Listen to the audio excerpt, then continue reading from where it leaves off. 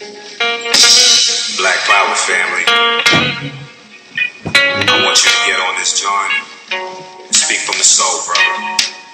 Dear white supremacy, you thought that you could finish me, but my elders told me you're my motherfucking enemy. Sit down the energy to come at you relentlessly, and I won't give up to this justice for what you did to me. Crush you like a centipede, blessed with the strength, smarts, and the speed, and the program to end this misery. Turn my woman against me, and now she look at me like I don't respect her and can't protect the seed. Ignorance and division is what religion breeds, and my mind is deeper than all the 7 seas. So with my 9, I creep up, and all you'll ever see is dead crackers click clacking the deadly melody. No childish ways, so my violent ways make me put my life on the line before I die in the cage. Look for truth in the sky, you can lie in the grave. Either die from AIDS or die from a gauge. Either fight for freedom or die as a slave. I'll send you back from whence you came because your mind's in the cave. I denounce your Nazism and your Zionist ways. I speak the truth through my words and what I jot on the page. Yeah, this cracker said I was laid off, then he broke out and he played golf. Stress got me plotting, killing Jews like Adolf. White supremacy, gay all a black president voting. I was hesitant cause he ain't picked to represent the red, black, green, the colors I bleed. I keep fighting for my seeds for as long as I breathe. I'm supposed to be mean, but I'm all of my deed. Got me taking shots of tequila and rolling up weed. Would you sell your dignity and risk it all for your dreams? I only roll with the strong, the hand of God intervened. Told me we cut from different fabric, others tore from the seams. Giving you food for thought, you get it raw from the king. Essential minerals, I'm giving you no pork or no wings. This is all alkaline, I never rhyme for the bling. Let's go.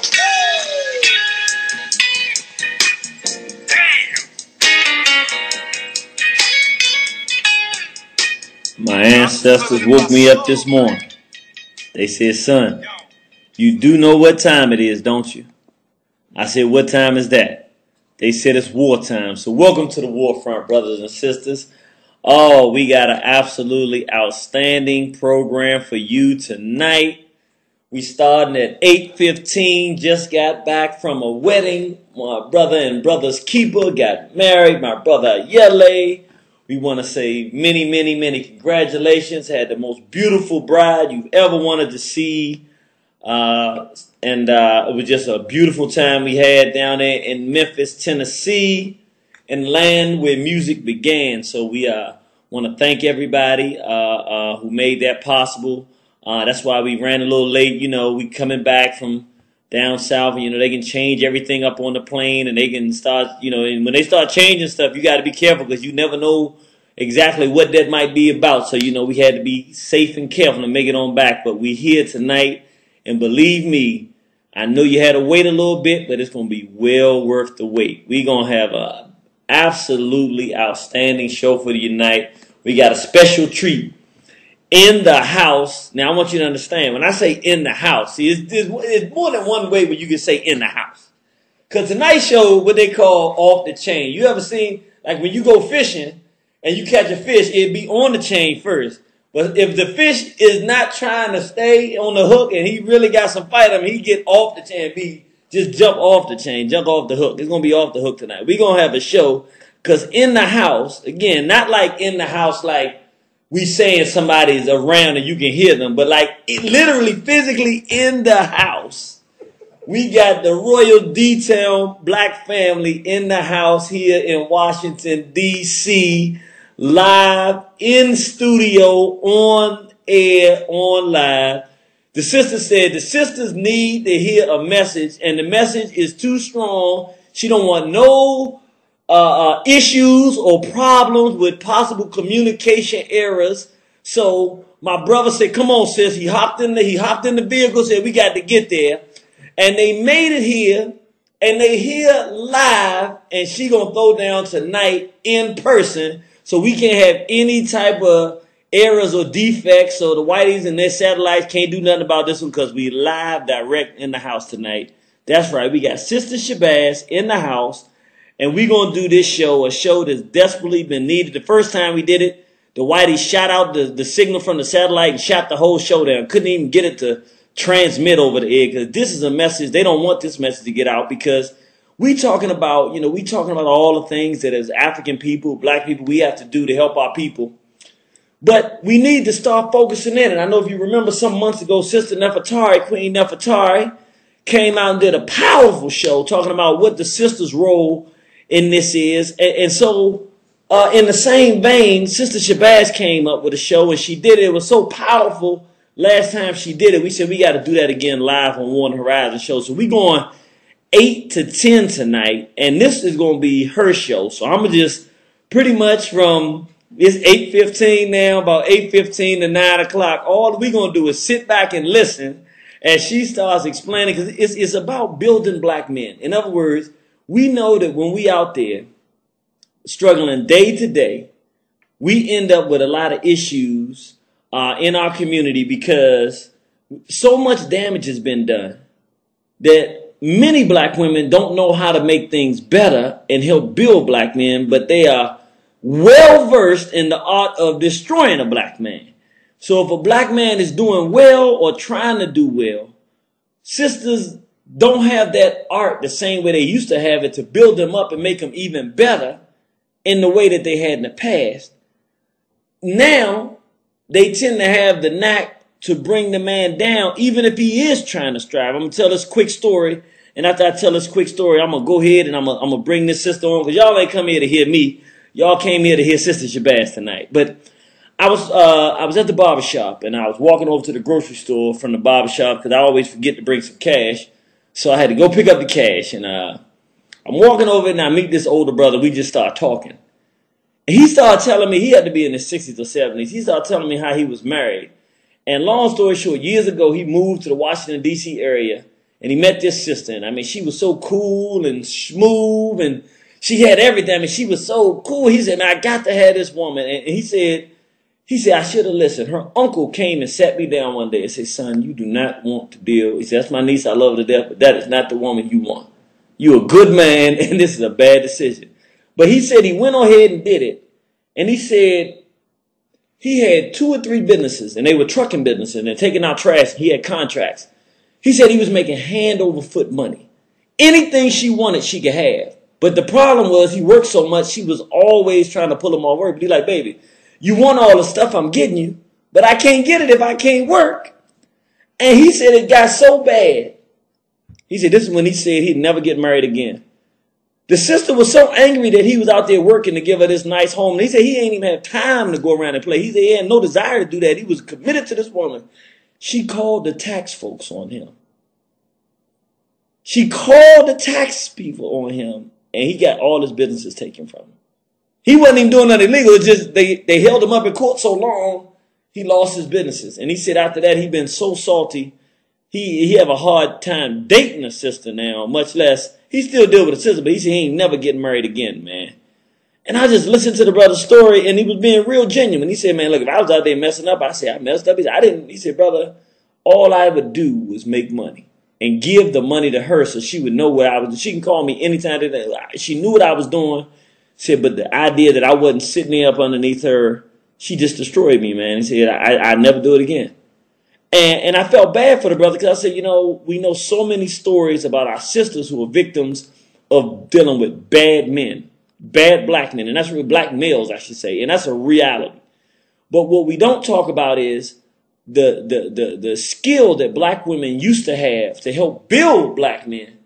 No matter where they started, after he got that black woman in his life, he would always be 5 or 6 steps ahead after a short amount of time. That art has been lost. And that's what we're going to talk about tonight. How to build black men. That's the black woman's job in this journey for us to regain our place as a race of people. And the only way we can actually get back there is to have this message. And so I'm not going to try to bring the message to you because y'all ain't going to listen to me anyway. So we're going to bring our sister on with a message that's going to be phenomenal. We thank her. She's live in the house, and she's going to start us off and start telling us what do black women start doing to start the process of rebuilding black men. Peace. Well, I think part of our issue is that we've been bred to think that we have to be really confrontational and, that's what it means to be a strong black woman. So I think that we need to realize that in order for black men to function, they need a very peaceful environment. The home should be a heaven. It shouldn't be a place where every time he comes home, he has to wonder what's going to happen today, what's going to be the problem. There's always something, and he's almost afraid to come home, so he can't focus on what he wants to do. I think that's something that a lot of women just really don't realize, how much our little nitpicking and complaining and all that kind of stuff can kind of knock him off track. So that's something that we definitely need to work on. Another thing is just choosing the proper mate to begin with, because if you don't choose the right man, you're not going to be able to want to do that for him. You can't go above and beyond for somebody that you can't stand half the time. And a lot of times when people read my blog, they read some of the things I say and they say, oh, I couldn't do that because my man does this and this and this, and he's not, he doesn't deserve for me to do all that. What's he going to do for me? But if you feel that way about somebody, you shouldn't be with them in the first place. If you are with somebody that you can't respect, either there's something wrong with your attitude, that you can't see the value that he has, or that's just the wrong person for you. And it also says a lot about your judgment if you choose to remain with somebody that you don't think is worthy of your effort and your respect. So I think that is a huge thing. I'd also have to say, as far as the brothers go, they need to stop trying to save these women who behave like savages. A lot of time they pass up the good woman, the quiet woman, for somebody that's ignorant just because, big butt and a smile kind of thing. And then they end up getting hell and they wonder why. So those are things that I think could help a lot.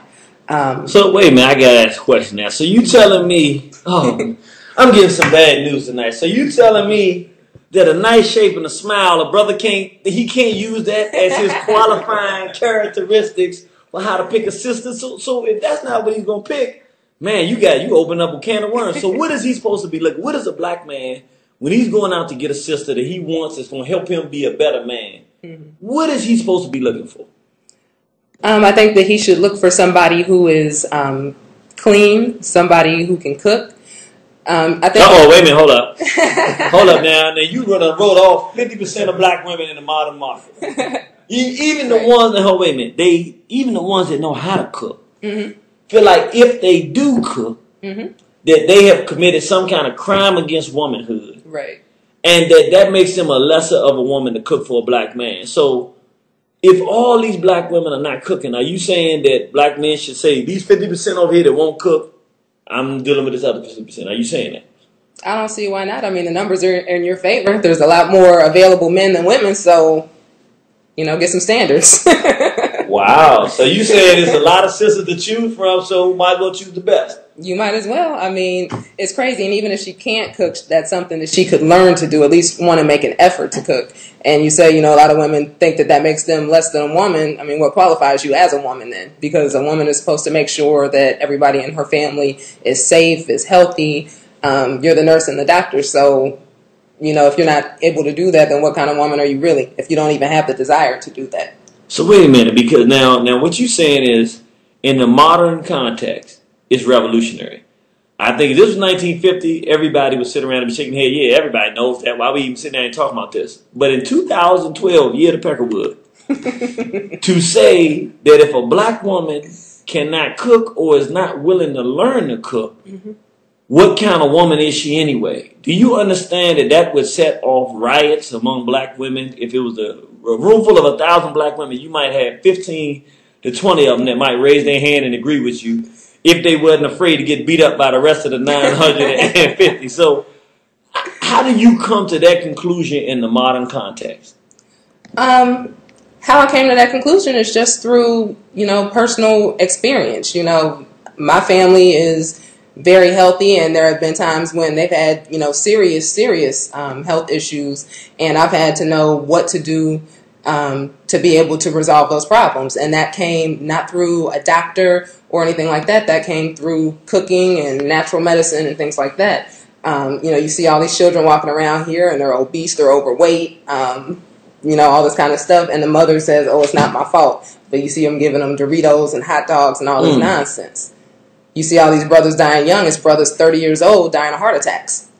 A lot. So wait a minute. Now, because now I know if we had any sisters who was listening to the station, I think we just lost them. But that's all right. That's right. We're gonna recruit some more, because what I'm hearing you say, you didn't say it directly, but I believe, and you correct me if I'm wrong, you're saying that black women bear a part of the responsibility of the lack of health of not just black children, but even black men, because they're not cooking in the homes. I think so. I mean, a lot of black men will fight you when you're trying to, cook healthy meals. But if you know how to cook a healthy meal and make it not weird and not strange and taste good, he'll eat it. So, that's on you. You have to look, if your whole family is messed up and it's your job to be taking care of that. As a woman, you are the nurturer, then something's wrong. All right. Well, let me ask you a question, because this way can get really sticky. If you're talking about meals. For me, for instance, I'm getting fat, and so what I've been doing, I'm literally at the point where I'm almost about to break and at least go to vegetarianism or something, because I can't shed this stomach the way I used to be able to. I can go run for one day back in the day and I can get rid of it. I'm never going to be a fat man. I can't let it happen, Particularly, can't say want to rise and be a fat man. That just doesn't, those two don't go together. So, but I know for a lot of black men, it is a war. If you start talking about, you ain't putting no meat on the table. I mean, if he can't have a barbecue chicken, if he can't have some fish, if he can't have some pork or some spare ribs or something like that, my question is, what's the balance with, okay, I'm cooking healthy, should we just go absolutely vegan? Or what's the balance where you can say, okay, I can cook healthy for my man, but I can still maybe make some fish or chicken or whatever. Okay, where's the balance in that process? It's a process. You can't go vegetarian overnight. I think I gave up pork in 95. I didn't become vegetarian until, 2005, I think. So it's a process. But if you're going to do it, you just want to eat it less and less and less. I mean, maybe eat meat 3 times a week or something like that. And when you do eat meat, get the best quality. Get the Amish meat, the organic meat. Spend money on it. If you're not going to be eating it all the time, spend money on it and get the best that you can get. But I'm talking about from the perspective of, all right, you got a sister there that says, I want us to eat healthy. Mm-hmm. And the man, he don't really care if it's healthy or not, as long as it tastes good, pretty much. She would just go vegan if she could do it. Mm-hmm. But he ain't going to go vegan. Right. What does she do as the woman to make sure she's still doing healthy, but understanding that how far she can push that? I mean, how do you work that situation? You just have to experiment and see where your man's head is. I mean, for the most part, as long as what I make, if it tastes good, he's going to eat it. He just leave me alone to do whatever I'm going to do. So if you start making crazy stuff and everything is tofu, then you're going to have issues. But if you're making actual food, look at some different nationalities, Middle Eastern food, Indian food, a lot of African food even can be made without meat, made with vegetables, and it'll be very satisfying. So, start doing that. I want to tell you on this one. I'm 40, so this was 8 years ago. I had a collapsed artery. This is before I met your queen. Yes, sir. Yes, sir. By the way, this is Brother David Muhammad, our brother live in studio with us as well. Yes, sir. Yes, sir. And I had a collapsed artery, and at the time wasn't eating pork, wasn't eating chicken, wasn't eating any red meat of any kind. I was still eating fish at the time. And bean pie for dinner. Yeah, I eat a lot of bean pies. But it just hit me. I dropped my daughters off at my friend's house, and I turned around, fell flat on my face. Too many ambulance took me to the hospital, ran EKG on me. EKG was up and down. They didn't exactly know what was wrong. They had to go in, put a camera through my main vein, and found I had a collapsed artery. I thought I was healthy. Picture of health. Looked good, felt good, ate good, but that wasn't the case. And when I met the sister, I was just getting into vegetarianism. I was still eating fish, but I was. Y'all should see. We supposed to be talking about working, but I saw a little disagreement there. I said, she said, that's how you tell the story now. I was leaning towards it, but when I told her about it, she really, helped me. When I first met her, My hair in the front was gray. My sideburns getting gray back, in the back of my head. I actually, a sign of heart problems is when you start balding in the back. So I was losing my hair up top. It was because of my heart. I was having issues. And it's been 7 years almost, 7 years. And no more gray. Jeannie can bear witness. He's looking at me right now. I'm looking. It don't look like you're in the hair club for men. He just got it right. Yeah, got it right. My hair is growing back. My artery is healed. Got ultrasound. And actually, they had to put a stent in to open up my artery. But it said in maybe like 25 years that stent will pass and my artery's healed. And that's because of diet. Now, I do fight her. No doubt about that. Okay. You know, like she had some cookies in the car she's supposed to give you. She wasn't happy about them. So I'm going to eat them cookies. Oh, you get the, okay. She wasn't too happy with she a perfectionist. I'm going to eat them. Yes, sir, exactly.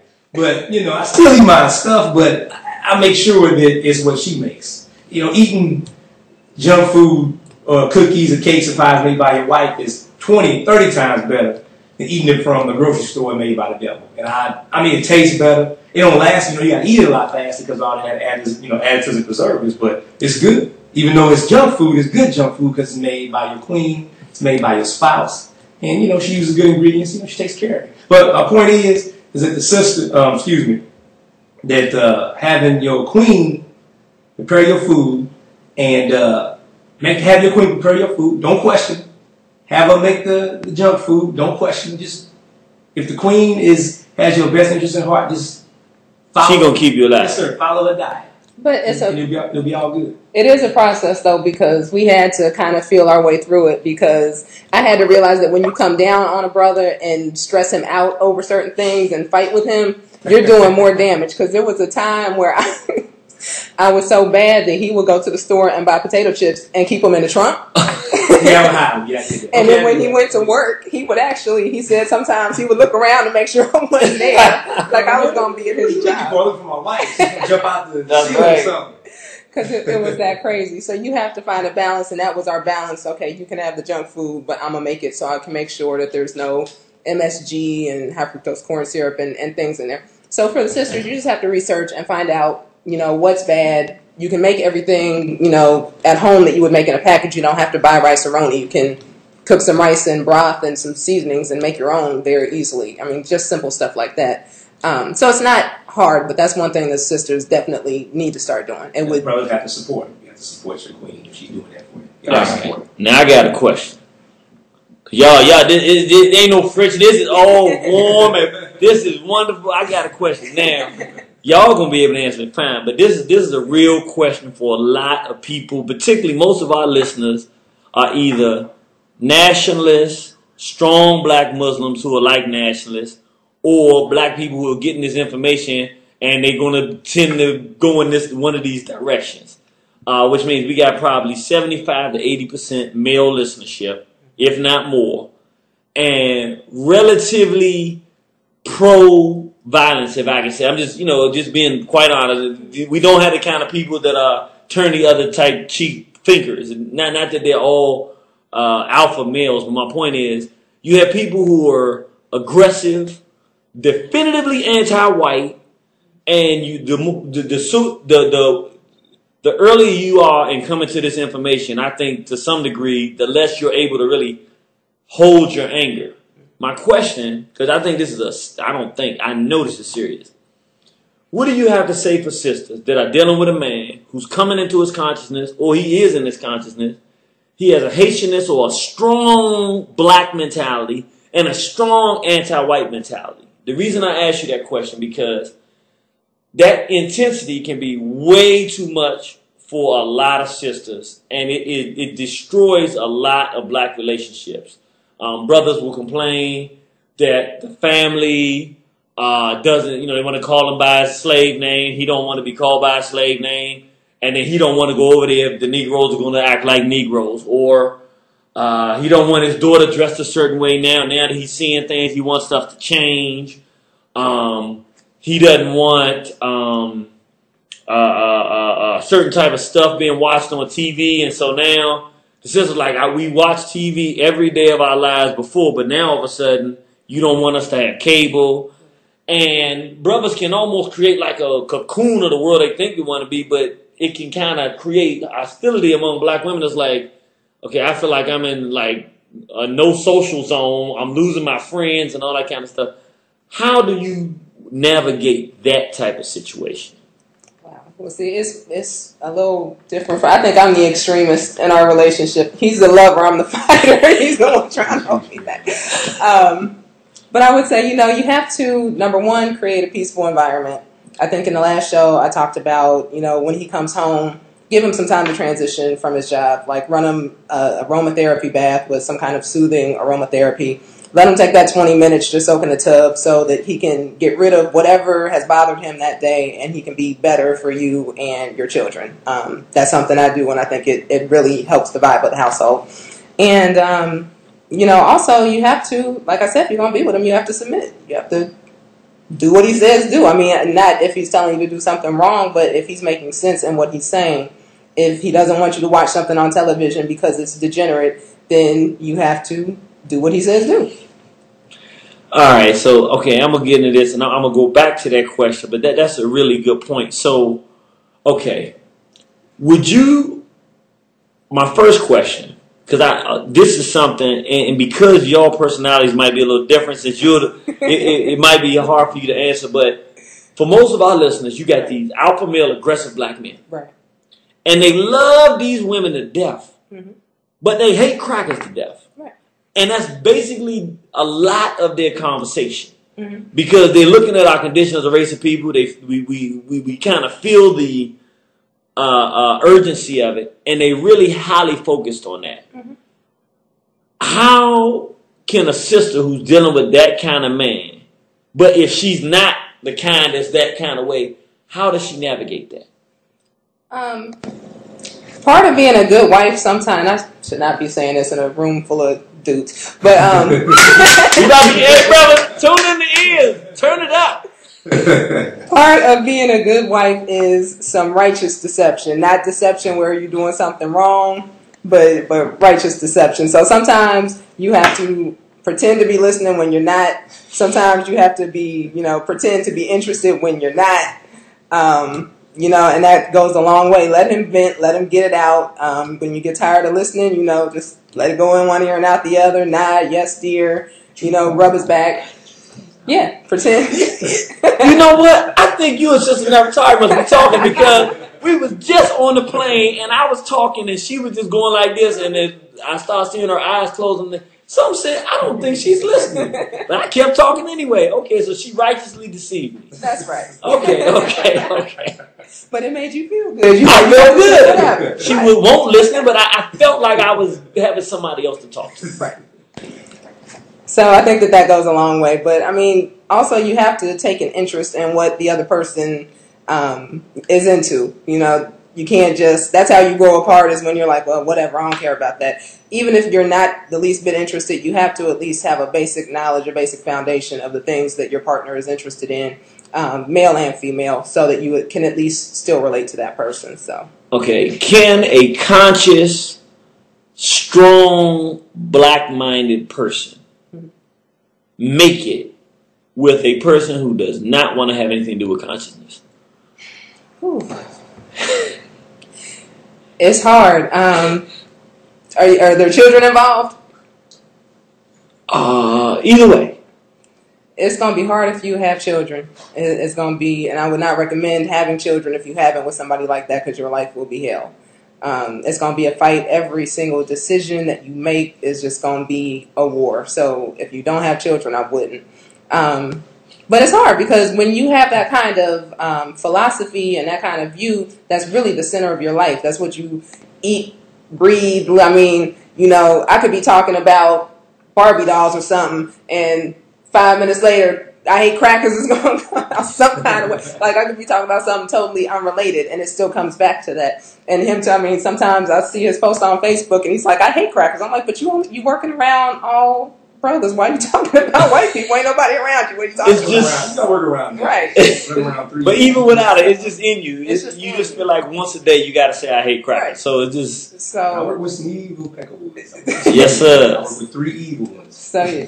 yeah, I think that's, you know, so it may be able to work, but the chances are not good. It's already, when you get into a relationship, a black male-female relationship, with the dynamics, it's already hard to make it work, but when you don't have that in common, good luck. Well, let me complicate the question, because realistically, I would say probably 25% of the relationships start with two people, one is conscious, one is not, and then they make the decision to have children, and they have to work it out, and like you say, it can be a real problem. But the other 75%, they start off, neither one of them is conscious. Right.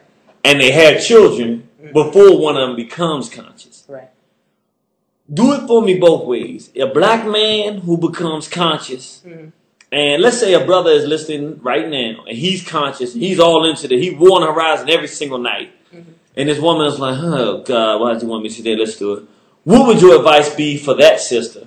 And then after that, we're going to flip it and say there's a sister that's wore on the horizon all the time.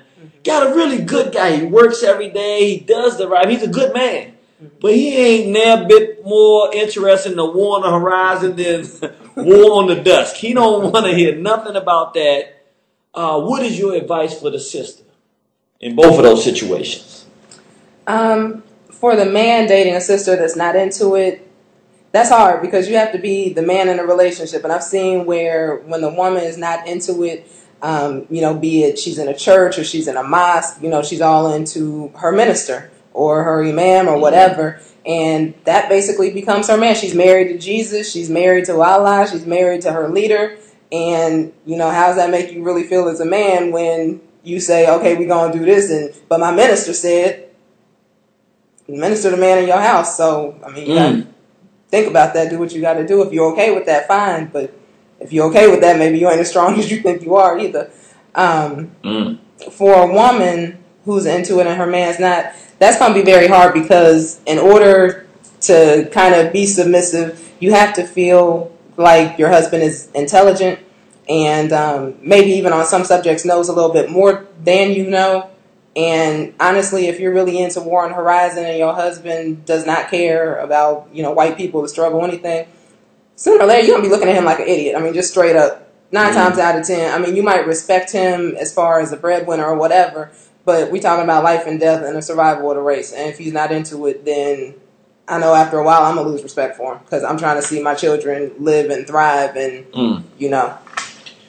So at the end of the day, what I'm hearing you say is, for one conscious person, it's just a bad idea to be with somebody who's not conscious. Whether you came into it later or earlier, it's just a bad idea to be with someone who is not also conscious. It's going to be hard. I think it's easier for a man with a woman that's not into it, especially like if she's still tries to be decent, she's still taking care of home, she's still taking care of the man, and she's just not into it, but she's willing to support him in it, which is rare. But if she's that kind of person, then fine, it's cool. But if not, it's going to be hard. So then when you say willing to support him in it, how does a woman, because we'll have sisters listening now, and I know that there's some sisters who are listening who, again, they love their man, they know he's a good man, but quite frankly, he's all into this stuff, and they scared. Because they're like, I don't know what's going to happen to my man, because he loves this. And some of them even got a little bit of competitiveness, because they like, this is first to him. And I should be first to him, and he should be with me, not out there reading and studying or calling the thing and everything like that. How does that woman, if she's not ever, let's say she's just not so inclined to be into this really, on a practical basis, how does she still support him and keep that as a working relationship and with the children and things of that nature? You can't stand in his way. Point blank, whether you're into it or not, you can't get in his way. You have to let him do what he's going to do.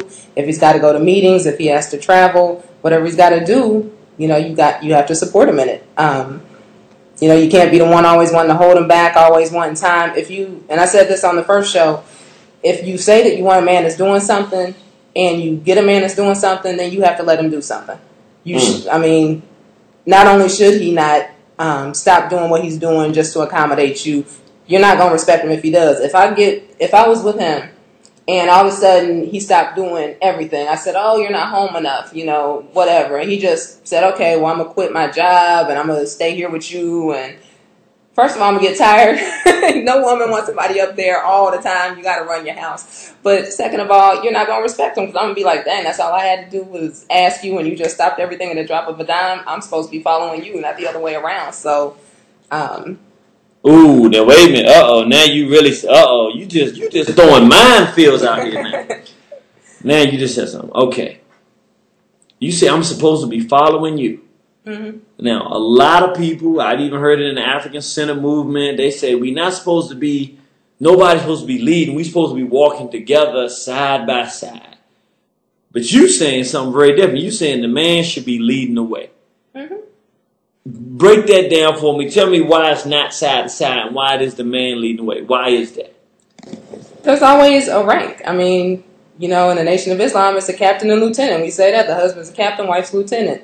Husband gives the orders, you carry them out. That's what it is. And if you have a problem with that, like I said, it goes to a poor selection in your mate. You have bad judgment. And maybe you should choose again and try to do a little bit better. You know, I have no problem if he says, don't do something, don't do it. Because I know I have that kind of man. I don't have to worry about it. He's not going to have me doing something crazy because he cares about me and wants what's best for me and the family. So, I mean, that just is what it is. You know, I used to get teased a lot. Sometimes there was a radio station that he used to go to when he used to sell papers, and they would publicize him a lot. And one time we were at an event, and he was walking in front of me. And the next day he was like, yeah, I saw Brother David's wife, and, you know, she was looking all right, but she was walking behind him and all this kind of stuff. But what they don't realize is it's a crowd of people. So it makes sense for him to walk in front of me to provide protection so nobody's trying to grab me or accidentally on purpose bump into me or whatever. That's common chivalry and protection, and that's something that not just black women, women in general, the whole feminist movement has killed that whole idea of chivalry. They don't want a gentleman. They don't want to be protected or looked after, and that's a problem. But then they complain when they're not at the same time. Mm. I'm a strong woman. I don't need a man, but men ain't nothing at the same time. It makes no sense. Mm. Wow. Okay, so the man should be, I like you said, the man is the captain, the woman is the lieutenant. Yeah, we also say, I mean, and it's not like a Taliban situation or something like that. You know, they say the man is the head, but the woman is the neck. You can direct the head, but you have to do it in a feminine manner. You know, it's not like I don't have any say at home, but it's all in the way you do it. I'm not going to be like, you know, well, we going to do this. No, it's a way to do that. Bake him some cookies and whisper in his ear, and then, wouldn't it be nice if we did this? That's how you get it done. He done right. 2 or 3 things past that. Cause yes, man. I remember the old folks used to have a saying that was real similar. They say, you know, the woman, if she knows what she's doing, she can get anything she wants. Mm-hmm. All she got to do is be a woman. She can get anything she wants. She know how to do it. She know how to really be a woman. So, okay, I'm appreciating it. We got another 10 minutes before we go to the lines. We're almost at the 9 o'clock hour. So I want to ask you another hard question. This is a hard question. When is it the right time for a conscious man to look at the woman he has and say, I cannot do this? Or for a conscious sister to look, somebody who knows what's going on, and when do you know that you have somebody that you can't go to the next level? You can't continue. I mean, it's hard for me to say because I'm not a man, but I would say when you feel that she is just in your way, I'd say pay attention. If she has children, look at how she deals with the children's father. If she has a father, see how she deals with them. See how she looks at men in general. If she's just generally disrespectful to them, she's going to be disrespectful to you too. Don't even bother with it. A lot of times you see somebody with their baby daddy taking them to court and all this stuff, and you think it's not going to be you. It will be you. Leave them alone. For a woman, you just know. When you've had enough, you know. So that really doesn't need any explanation. When you get that feeling, you know. So a woman knows, I can't do this no more. It ain't going to work. It just comes a point when you just had it, and that's it. So, okay, from a woman's perspective, I'm a brother, you a sister, and what is it that a woman's going to do that'll be a sign that I can read? Ain't no amount of time going to change. What is it? What is it that you all give signs that if a man knows how to read, he can say, okay, I can't change this. You know, is there a sign of something that a woman does that a man can look at and say, okay, this is something that we can work on? Or is there some good example? Let me ask you a question. This might get more nailing down what I'm talking about. I've dealt with sisters before who can't be wrong about anything. Mm-hmm. No matter what it is, they just never wrong about nothing. I've dealt with brothers like that too. You can't tell him nothing. He always right about everything. And if you try to bring up something, there's going to be a war because they came on. And I always say you got to be real cautious with folks like that because you gotta watch and see what they do. If that's what they say, but then you start noticing them pull back on the back end, say, okay, maybe this is a person with a little bit of humility somewhere in their personality. But if they stay right there and everything like that, then you got to say, how far can I go? Because they're not going to accept criticism. They're not going to accept it. You know. So there's certain things, you know. What is it that a woman does that a man can look at and say, okay, I'm a conscious black man. I'm trying to be progressive. I got to let it go. This ain't going to happen. I mean, when, like I said, when there's no peace, when she's fighting you on everything, you know, you could say, get me a glass of water. And she's like, what you mean, get you a glass of water? You ask me not to say please. Why I got to get you all that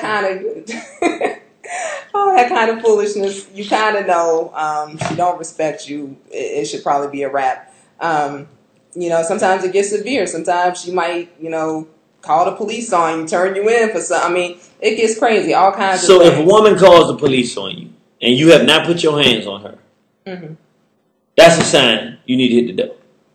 I would say if she does that and there's no remorse, I mean, because...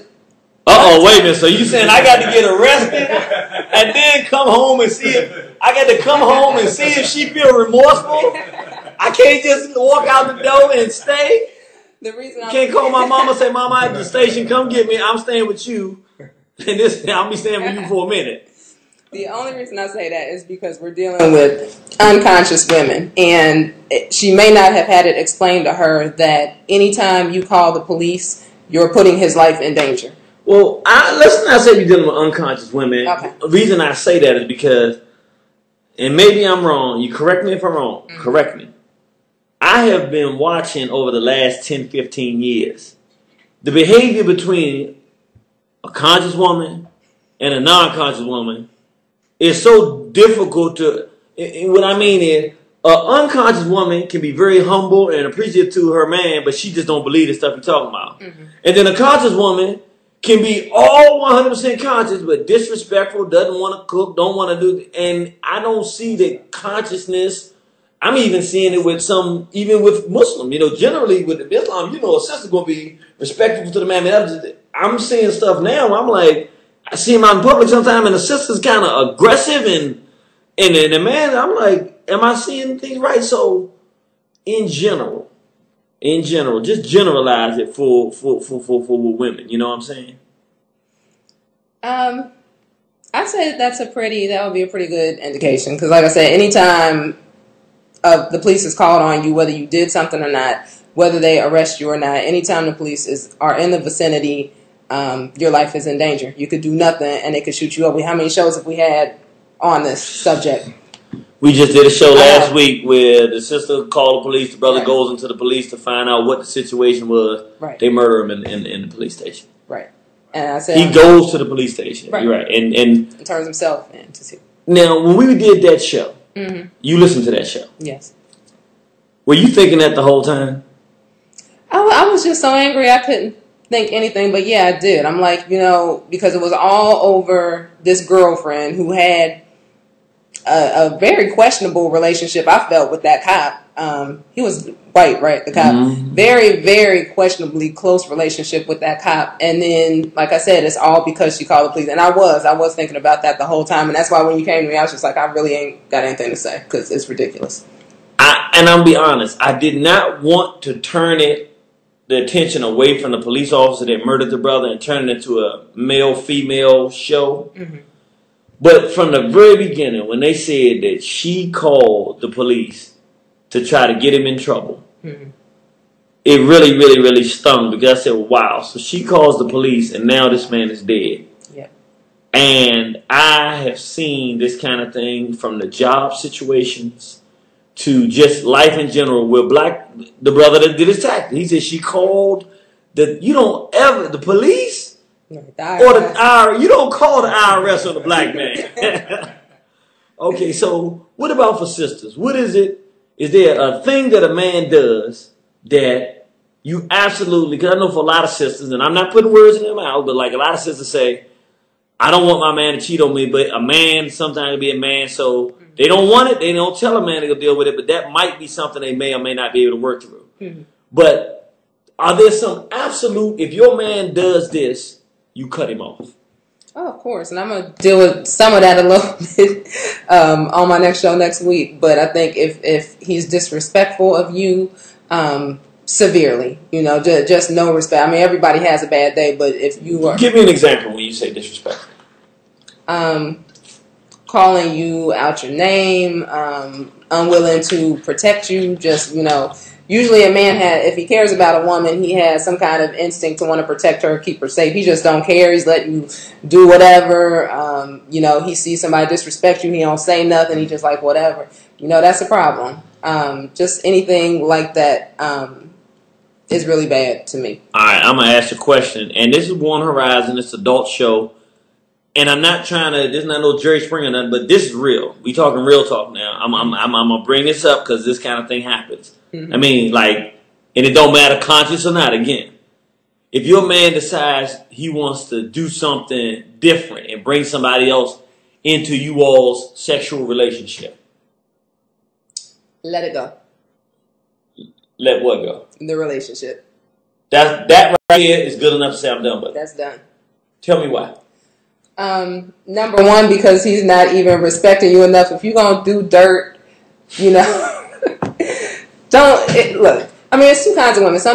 Some women can deal with, men with other women. They call it polygamy. It's really not polygamy, but, some people can deal with that. Other people want monogamy. So if you got a monogamous woman and you're going to do your dirt, you can at least have the common respect and decency to do like your granddad did and have another family on the other side of the city where you don't meet, and it's just cool. My granddaddy did. He got a whole other family. I don't know. That's one thing. He had the respect not to necessarily bring that around us. But if he's going to not only let you know about it, but have it in your bed, and basically by bringing her in the bed, he's not expecting you to just lay there and not do anything. He's expecting some homosexual behavior, basically turning you out. You got to let that go.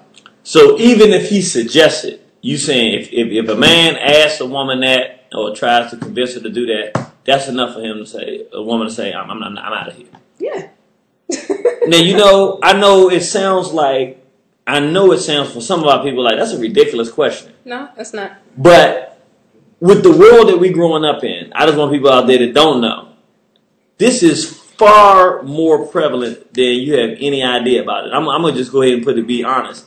I would say under 40, I would say probably 75% of black women have tried some kind of other than me with a man type sexual experience. And a substantial percentage of those were introduced to a black woman by a man. And so he introduced it. But now it goes the opposite way. Now, what about for a man? Now, I got to ask this question.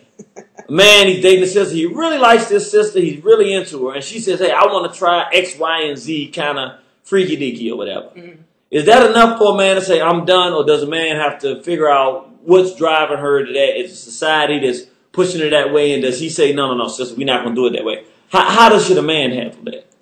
Well, I always get in trouble when I tell you I'm going to answer things in two different ways, but I am. Firstly, I would say it depends on the man because we're assuming that the man's not into that. And a lot of times the men are into that. So we're assuming that the man is not into that. If the man is not into that, I would say talk to her because a lot of times women try these things trying to impress a man.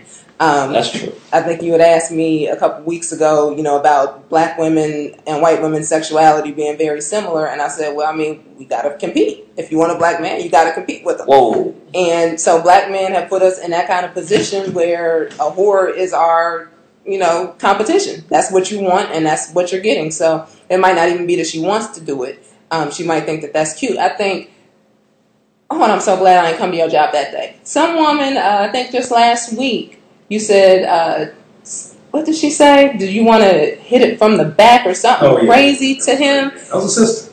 Yeah, who was married. Yeah. And thought that was just a cute thing to say. He's like, you really talk to people like that? She's like, yeah, men like it. What are you talking about? So sometimes I think it's just for attention, even though she probably would have did it. But sometimes it's just for attention, so you have to kind of see where her mind state is at, and maybe if she sees you're not into that, she won't be. But if she has engaged in that long enough, then she might like it, and it might be too much. Okay, so if a brother tries to get a sister involved in it, it's enough for a woman that ain't into that to say, hey, I'm out of here because I see where he's trying to go with this. He ain't really serious about me. If a sister asks a man, he really got to investigate because society has got her at the point she may be trying to say, hey, this is what he wants anyway. I'm trying to do what he wants me to do. Because it goes back to the gender role where the man is supposed to be the leader. So if the man's trying to lead you into some kind of perverse homosexuality, he's not qualified to be the leader, let him go. But a woman just trying to please a man, may go that right route. You just have to get her back on a straight path. Okay. I think that's a very good answer. We lost some calls when we started. Some of the calls dropped when we started having this. Some guilty parties started. But I got to go now. I'm a little busy now, but no. I said you have to assume that the men are not into that. That's a big assumption. Yeah, but and let me give out the phone lines here because this is an excellent conversation. 760-569-7676.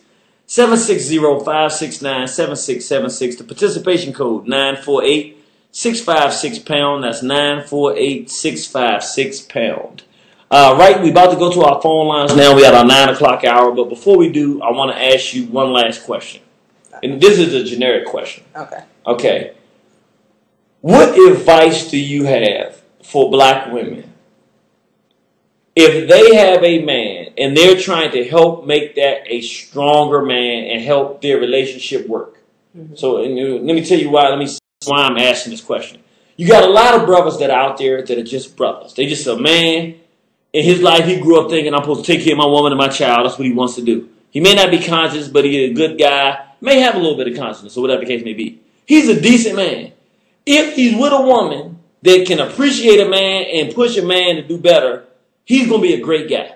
But maybe he didn't grow up with the father, so he wants to be that good man and everything like that, so that he has holes that a woman can poke because he's so interested in being a good father, she can manipulate him if she wants to because he's so desiring to do that. He don't want nothing to happen to mess with this woman.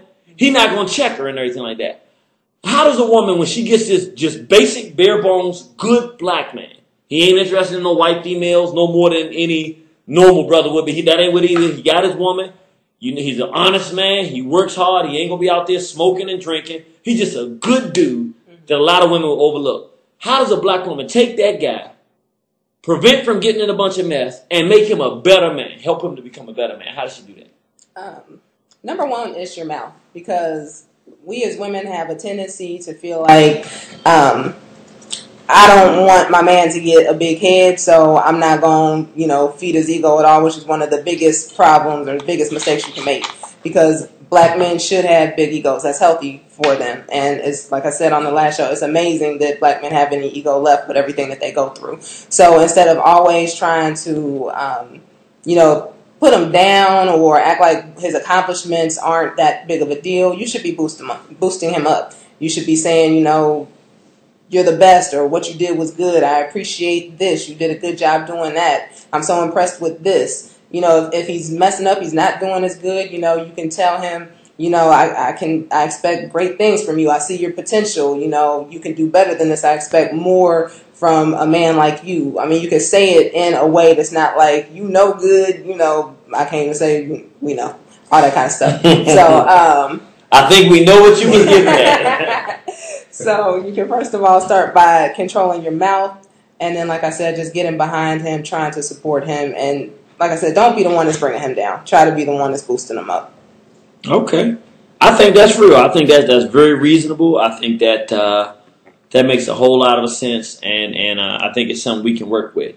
I'm going to go to our phone lines now. Again, the phone line, 760-569-7676, 760-569-7676. Participation code 948-656-pound. That's 948-656-pound. We having an outstanding conversation on the Warner Rising program tonight with Lady Shabazz as she's dropping that knowledge. So we're going to go right. We're going to hit them hard from the top. My brother, been a minute since we talked. How you doing? Body shots in the house.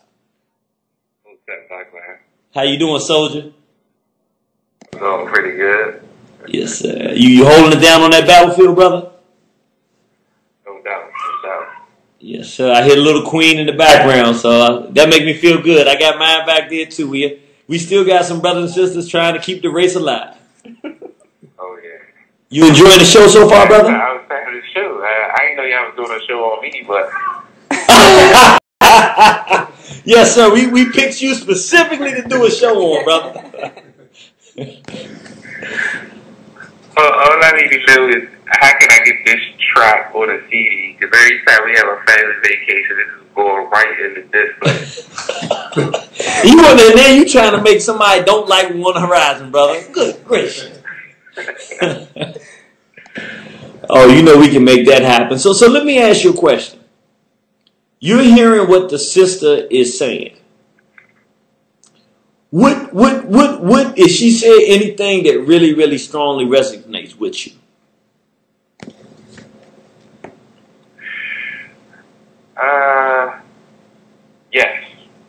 Yes.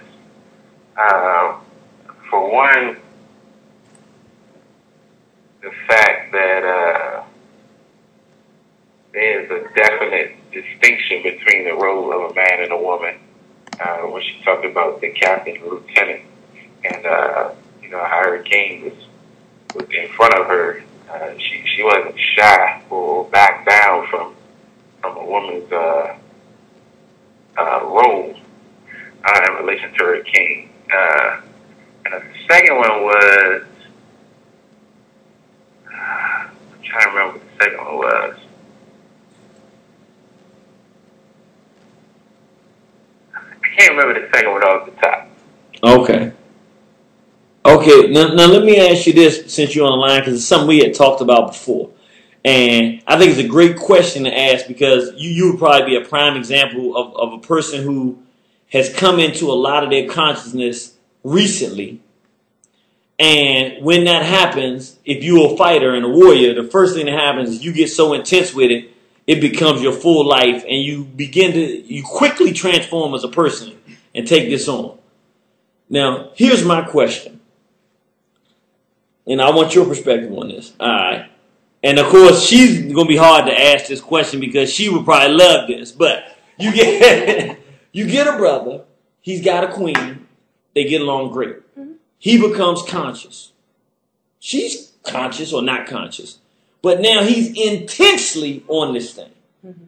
What can he do to not overload his woman and queen with it because he's now super intensely in it? Or is it no way for that to happen? Is it for her to do something? Or what's the balance? How did that work out? It's a balance. I mean, first of all, I'm surprised that he's newly conscious because he seemed like he's been in it for a minute. So that says a lot. But, we are all crazy in our mind when we first get it. You would not have wanted to be around me when I first got into the Nation of Islam. I mean, it's horrible. That's why I'm surprised now people want to hear me talk, because back then, people was like, look, they treat me like a Jehovah's Witness. I'm going to hide under the table, whatever. We do get very intense with it. But over time, it wears off. But what you need to do is get some like-minded friends and talk to them about it a lot, and maybe not so much to your spouse. Talk to your spouse a little bit to let her know what's going on in your mind, but get some friends. Get some friends. I think if you want to talk about a 10, out of every question you asked, I think that was a 10 out of 10. Yeah. Because I can say, being conscious and really being into this, if your mate, I have a little bit of better situation with Sister Nefertari since she in this too, but what I have to notice there too, I have to do that. I have to call the brother sometime and everything, because she just be sitting there like, look, I got a 10-month-old baby that I got to take care of, and you spending, because I was spending 2-3 hours talking about the next, this is the next plan we going to do, you know, plotting out the strategy for race war across. And she was like, look, could you call, she said it to me, she was like, look, could you call the brother and talk to him? I said, okay, I understand. I think that that's an excellent program answer, because if a person ain't into this the same way we are, I know for years, mine wasn't no 1 year. I probably spent 15 years debilitating people hearing me talk about this race stuff until I found the organization I could be in, and then we love talking about it. It alleviated all the friends from having to hear it, and my mama and everybody else. Right. So I think that's a great answer, yes. I mean, it's very true. Like, that's the only way, like, we would have to, if anything happened to him, I don't know what I would do, because that's all we talk about. He's really my only close friend, because my friends don't want to hear it. They don't. My friends definitely don't want to hear it. Not even the Muslims don't want to hear it. I mean, Muslims. The Scientology. Oh, I ain't even going to go there. See, man, he's trying to get in trouble now. We gonna post up on Dianetics. See, now we gonna lose. He trying to lose my good Nation of Islam listenership. I see what's going on here. This is a setup, brothers and sisters. It was a setup from the beginning. But it's true. I've had my friends, MGT, tell me I'm racist. And I'm like, are you kidding me? You know, so. Wait. I'm dead serious. You know what? I'm on angle because this thing about to turn another direction, because I seen a video recently that messed me up so bad that I ain't going to even go that direction. But wait, I do got to ask. You telling me you got people in the Nation of Islam that are telling you that you are racist? Yeah, people that actually call the white man the devil and all that stuff, say I'm too hung up on it and I'm racist. The things I say are racist. Brother Body Shot, you got anything else for us, man? I remember the second point that resonated. Mrs. Jabaz talked about when she would encourage different sisters to do things like run bath water, cook, clean, or whatever it is. Keep the house in order. It's their responsibility. Oh, he don't deserve it. Like that type of attitude. But that was the second thing that resonated with me. I mean, why would you even be in a relationship, as you said, with somebody that you don't even consider putting that type of energy into? But my question, though, before I got off the line, how does a female or a male not having that experience and seeing the interaction that should take place between a strong black man and a strong black woman, how do they recreate that or create that in their own homes when they haven't been exposed to that? Trial and error. I mean, I wasn't exposed to it. I was not exposed to that. You know, and even, you know, before I met my husband, I have a very strong, dominant personality, and it took somebody, very... No, you gotta be kidding me. I just don't believe that. I just can't see that. Warner Horizon, DJ with a strong, overbearing person. I just can't believe that. So it took somebody kind of wise to be able to tone that down and kind of balance it out a little bit. You know, so and it's trial and error, because, you know, it's not like I'm perfect. You know, I do my stuff, but I'm conscious enough, and I have enough of a conscience to know when I'm doing that and take it down a notch and apologize, and, you know, my bad, I shouldn't have did that, because, you know, we're human.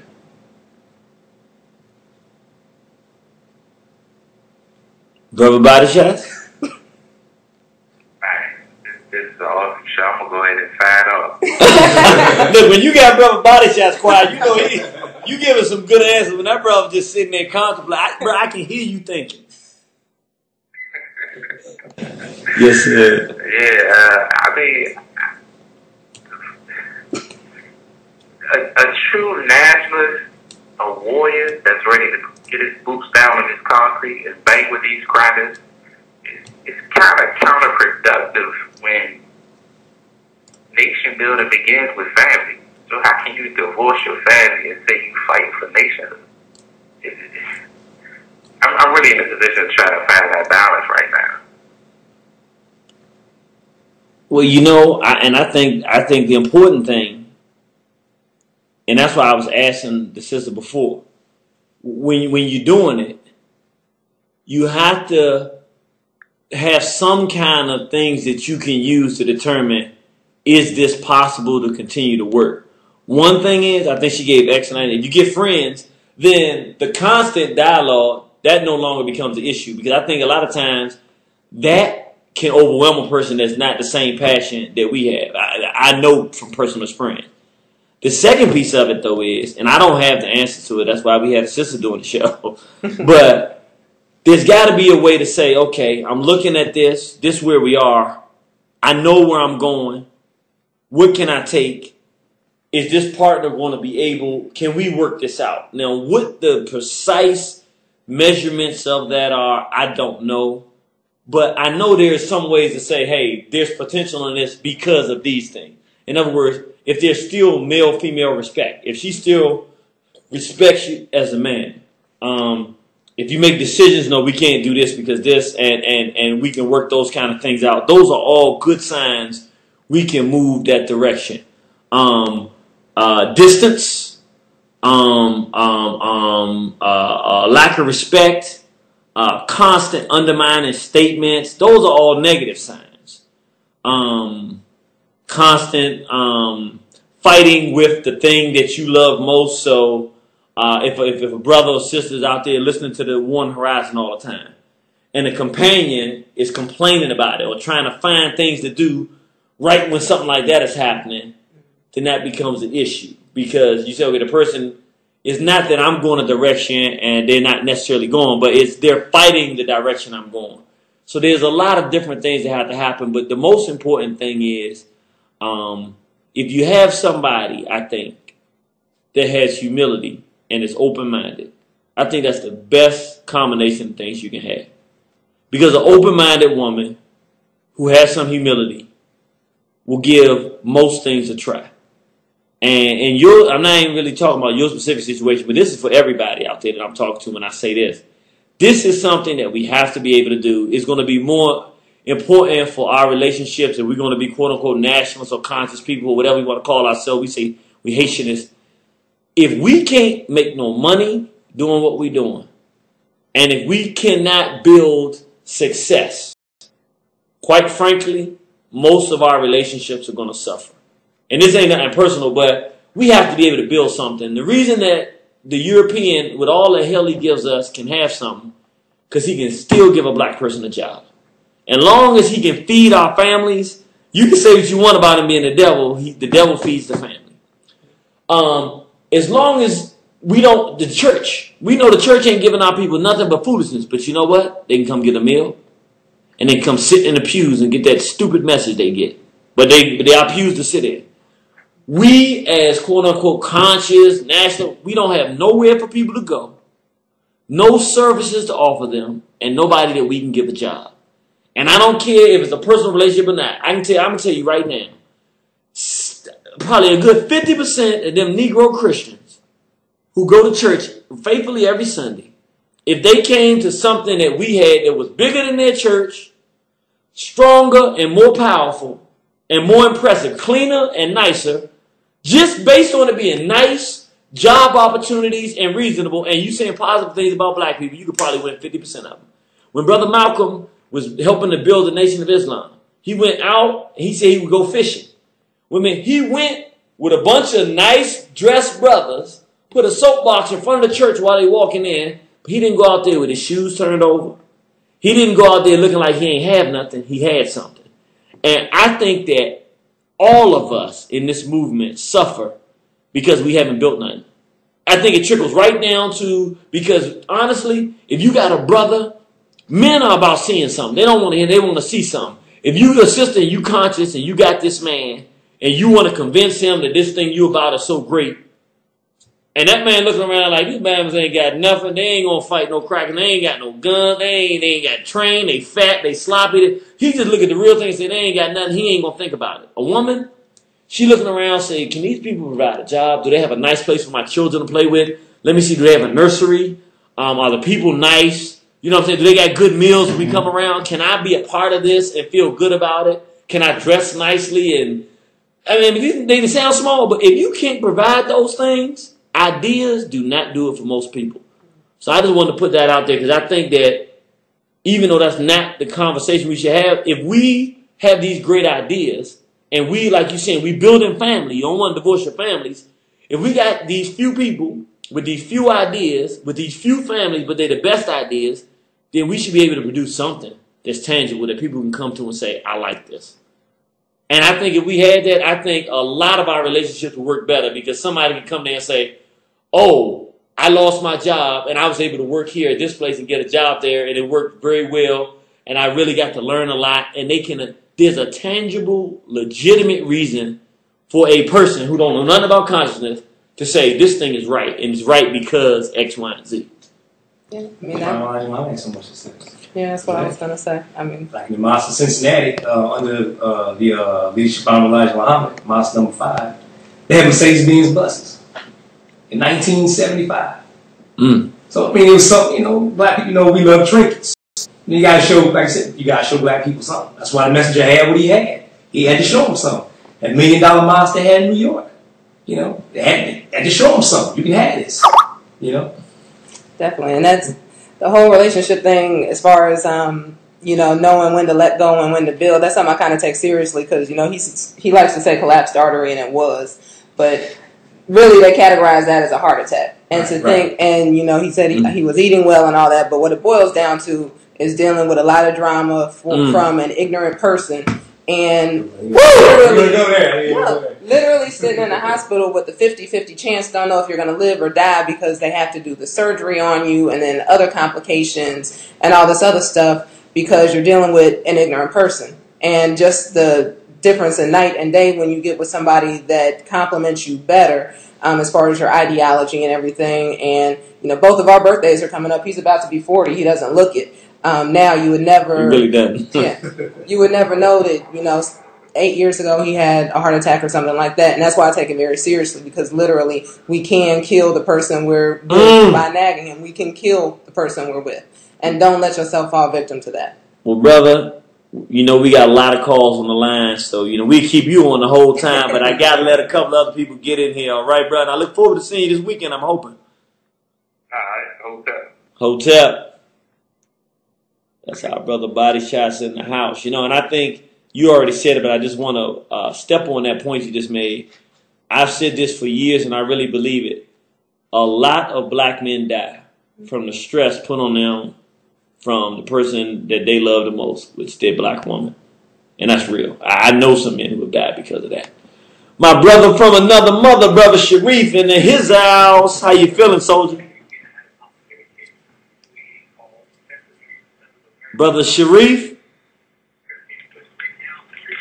How you doing, bro? We doing fantastic, brother. How you enjoying the show, man? Brother Sharif? Can you hear us? Can you hear me, brother? Can you hear us? Brother Sharif? Yes, can you hear me? Yeah, we can hear you. Can you hear me? Okay, you was kind of fading out there.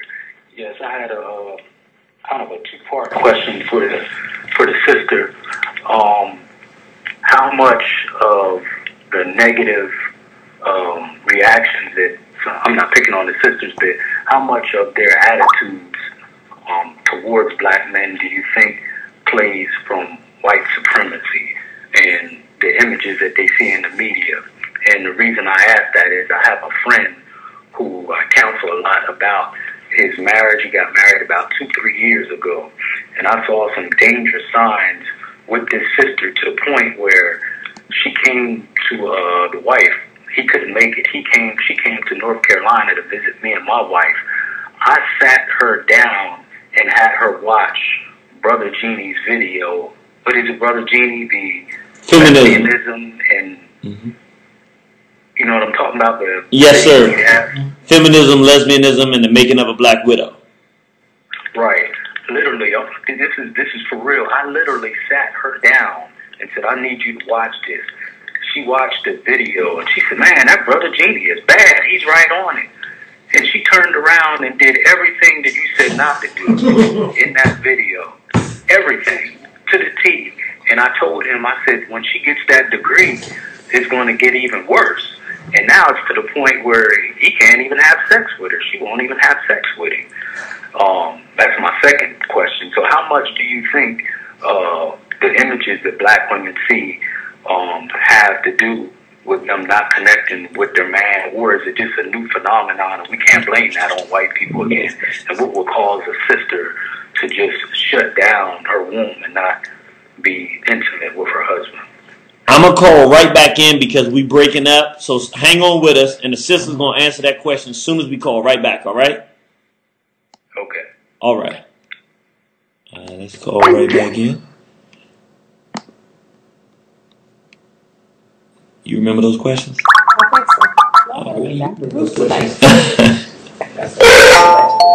This service is provided in high definition by free conference call.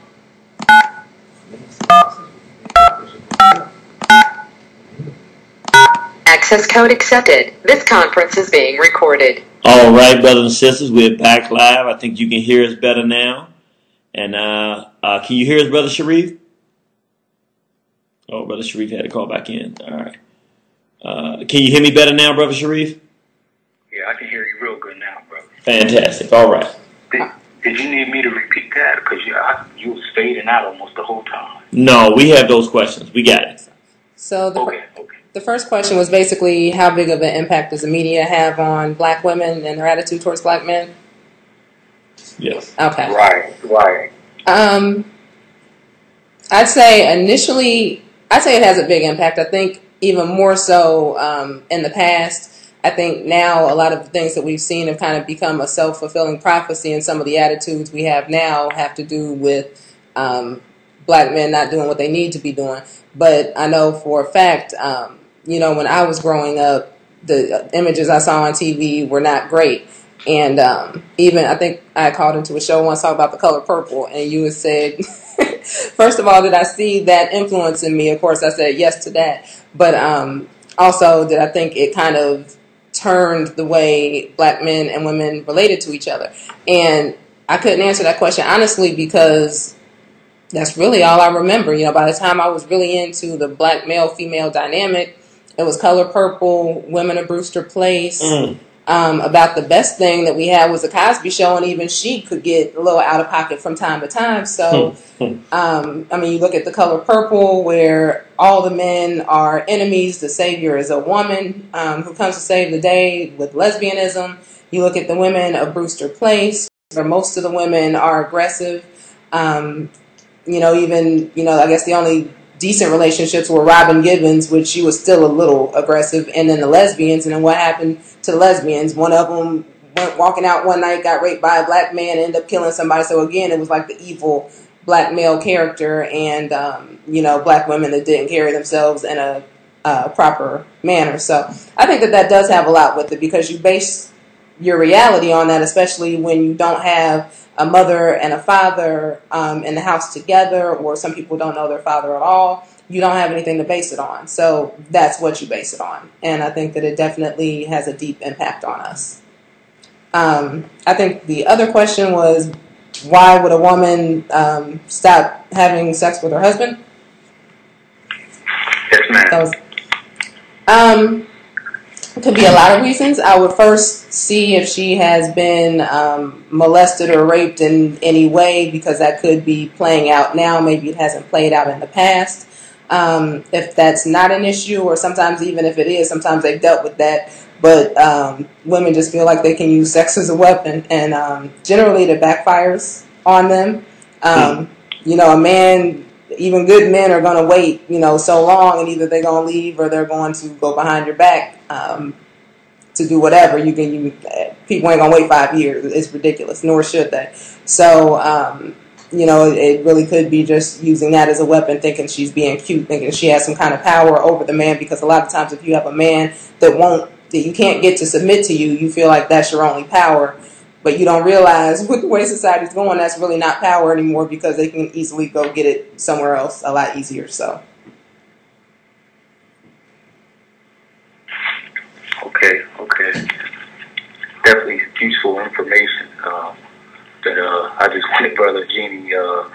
hear that I literally sat this young lady down and watched her video because I seen a storm coming, and she said, "Man, that brother Genie, he's bad." And she turned right around and did everything that you said. I mean, even down to the degree, because she was working on her degree. I said, "Bro, if she don't straighten out when she gets that degree, it's going to get even worse." And he's not really conscious. I'm trying to get him there. And when she got that degree, she just shut down, literally. So it's that cognitive dissonance. It's that cognitive dissonance where they hear it, they understand it for the moment that it's in, but they completely disconnect it from her own behavior.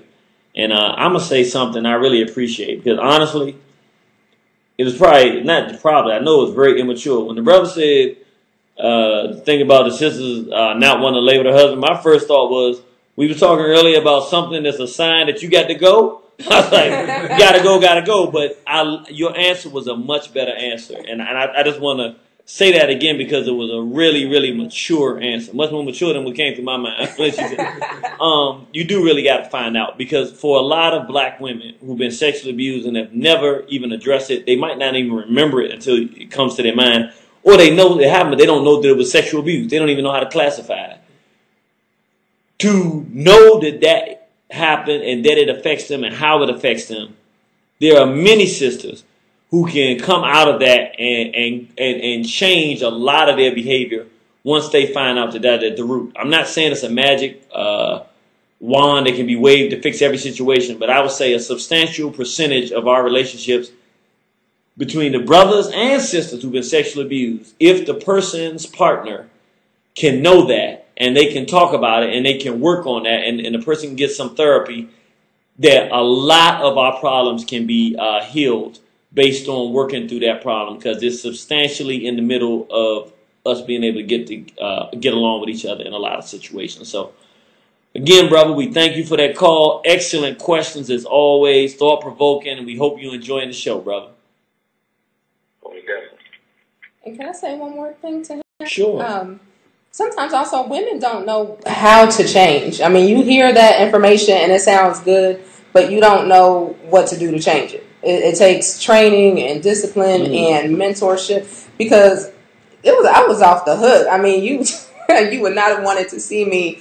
The only thing to save me was Islam. You would not have wanted to see me had it. And even with Islam, I was still off the hook. Because you say, be this kind of woman, but how do you do that when in some way you do view men as your enemy? I mean, I remember in Color Purple, she said, a girl child isn't safe around a family full of men or something like that. But it rings true with women. Like, you can be like, man, horrible. But for a lot of women, it's like you relate to that. Like, you really feel like you love this man, but at the same time, he's your enemy. You're in combat. So the person you love is also the person you're at war with. And it's crazy, and it's very hard to know, okay, how can I submit to somebody who really I'm kind of still seeing as my enemy? You have to get over that. And then even if you don't see it quite like that, even if you don't have that kind of feminist problem, just how do you do? What does submit mean? What does that look like on a daily basis? How do you do that? And it's a book. It's written by a cracker, and it's kind of old school, so not everybody can get into it because she draws parallels with like classical literature and stuff like that. But it's called Fascinating Womanhood, and it kind of gives step by step how you can begin that process. And she'll probably have to read it like 7 million times to really get it down. But that is helpful, because it's one thing to say be a good woman, but what does that look like? How does that look? If somebody just said be a good man, and you don't know what a man is, you don't know how to be a man, how do you do it? So.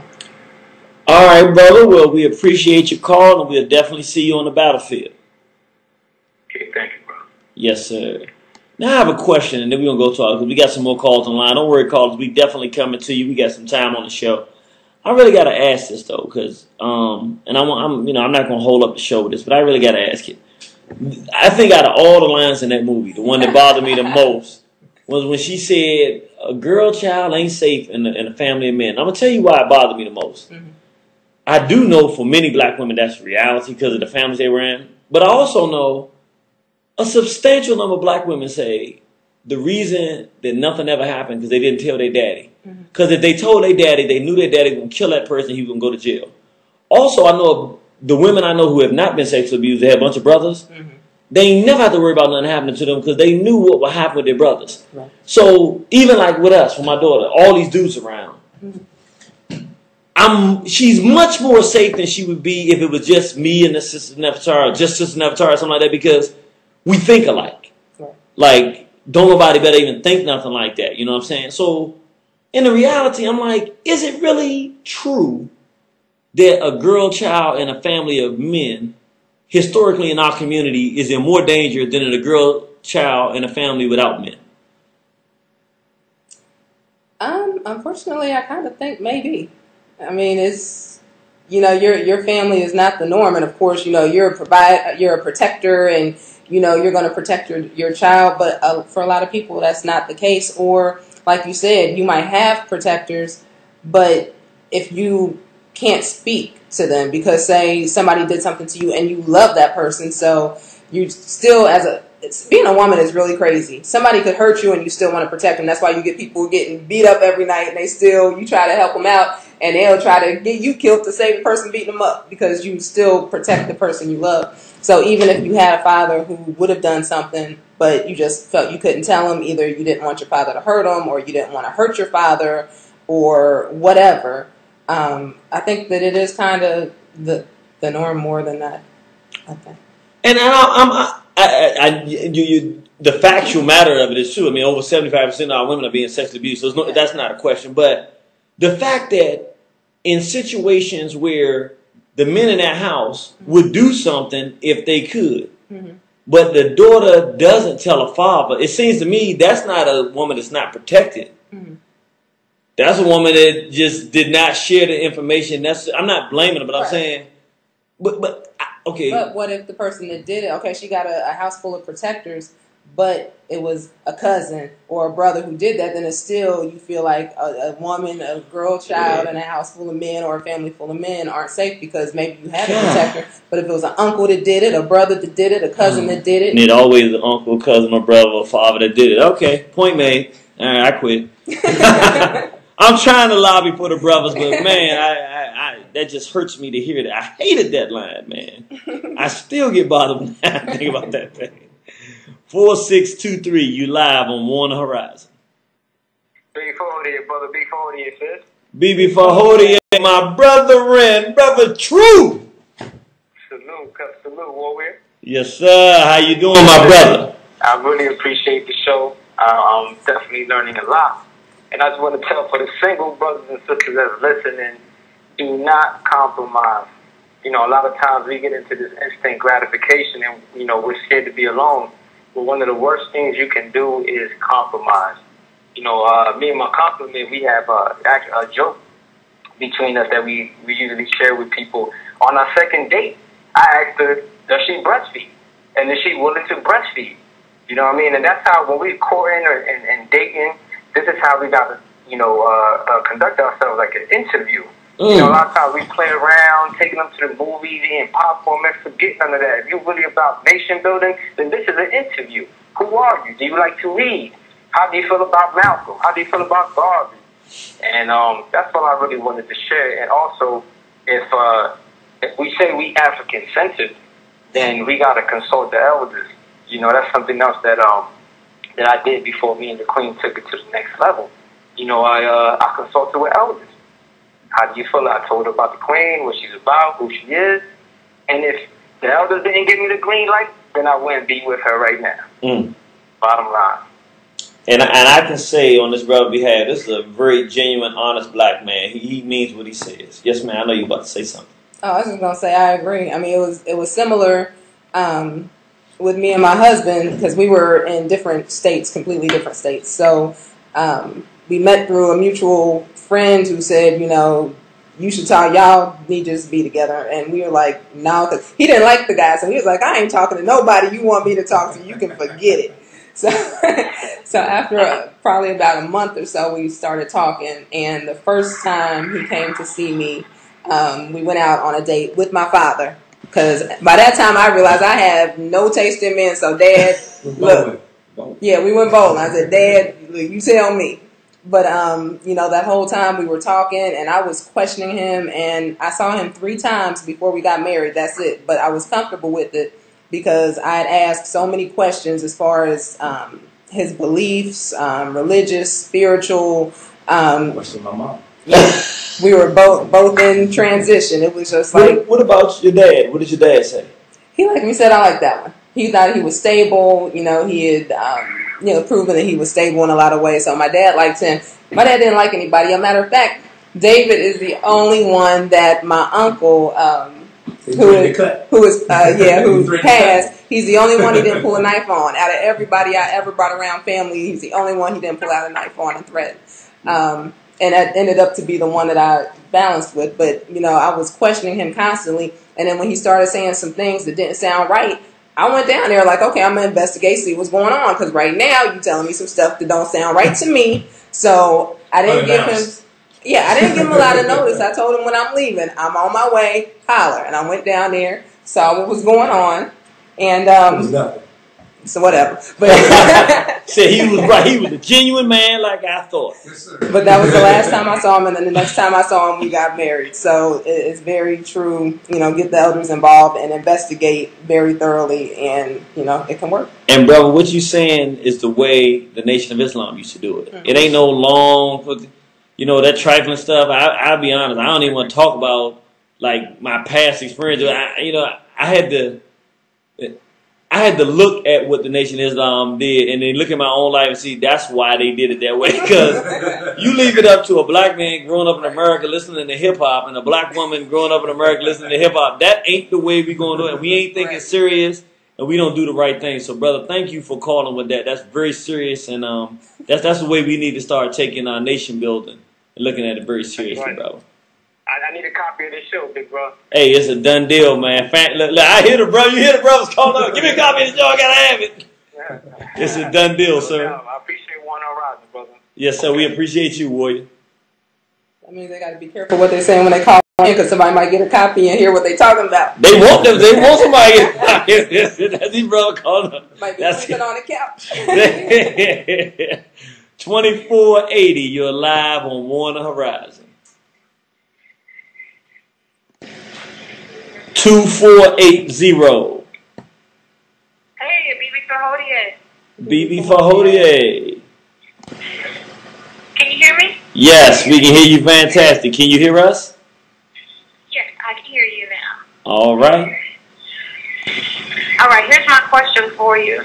Earlier tonight, the sister was talking about how when it comes to dealing with men, when a man wants to introduce you to homosexual acts, that's a time to go ahead and leave.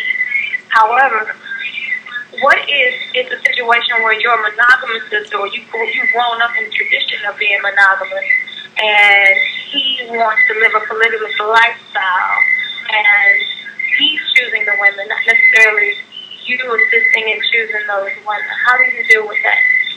And sister, hold on with us for 1 second. We breaking up. I'm going to call right back in. The sister's going to answer your questions, so stay right on with us, okay? Bear with us for one moment, brothers and sisters. We just going to call. Okay, that's fine. Okay. All right,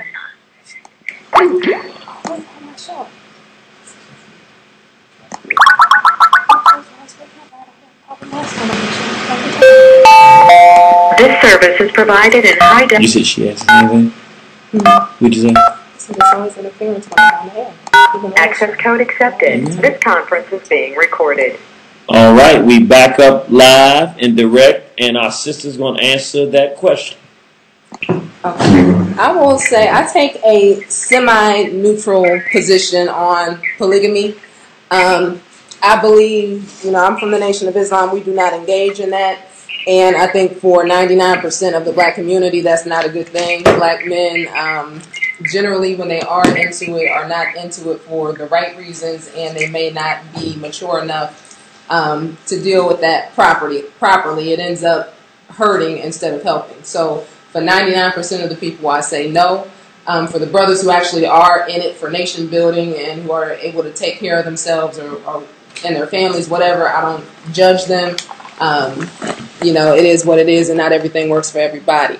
But as far as, a brother just telling you, that he's going to be polygamist and you know that you cannot deal with that, then you probably should look for somebody else. I mean, you can everybody has things they can deal with and things they can't deal with. And if that's something you can't deal with, then, cut it loose. To me, and I'm not one to tell people to lose their relationships. I try to save relationships as much as possible. But if that's just something you're firm and you can't deal with, you're not going to have peace. And not only that, if he is not into it for the right reasons, if he is letting you have no say in this kind of thing, I used to work for a health insurance company, and to keep it real, I'd say at least a quarter of the people that I talked to had herpes, and those are only the people who were being truthful because some of them lied.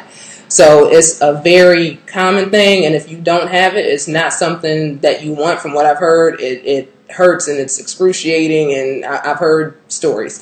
So not only that, you have other STDs, but that's just the one I focused on because that's the one you really can't get rid of. It's also when you go to have children, it can be fatal to children. You hear about Jewish rabbis a lot of times performing rituals and giving children herpes and then they die. And that's very true. I mean, if a baby is born and he's been around herpes at all, they'll usually keep him in ICU for a few weeks. So that's something that you need to seriously consider if you want to have children. It goes a lot deeper than just the emotional issues of sharing your man with somebody else. It's really life and death and your health. So, only you know how you feel about that and what you can tolerate. But if you're not comfortable with it, I wouldn't engage in it. Okay. Thank you so much for your insight. I appreciate it. Oh, no problem. Thank you. Thank you. That was a beautiful question. That's real, 1302, you're live on One Horizon with Lady Shabazz. Yes, may peace be with you, Lady Shabazz and her husband, peace. And Abidi Fahodie to Jeannie. This is a very good show. I was looking in the final call, and I saw open for business in terms of salon restaurant. My question is, because I have great respect for the Nation of Islam under the leadership of the Honorable Elijah Muhammad.